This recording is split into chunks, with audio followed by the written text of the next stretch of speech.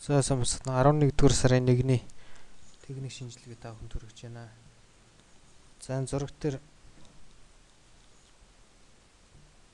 өчигдрийн давааргын зураг харагдаж байна.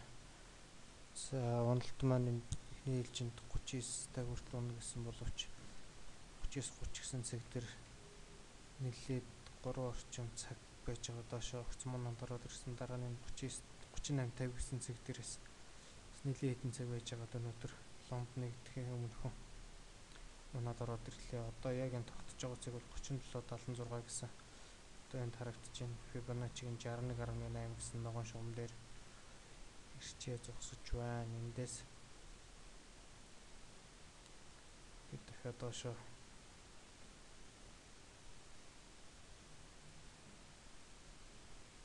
амууллаа 37.00 гэсэн цаг байж байгаа. Энэ хүртэл унах боломжтой.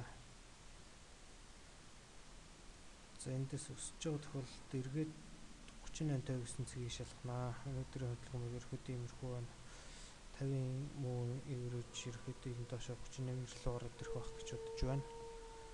За алтны тухайд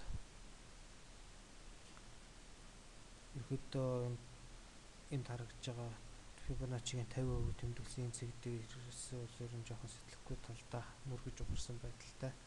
Хурлаа гэхэд эхний ээлжинд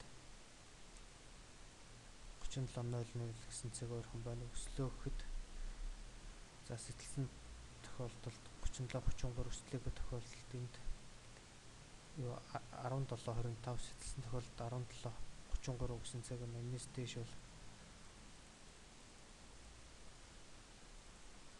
Энэс дээш бол Монгол 750 гэсэн цаг байгаа.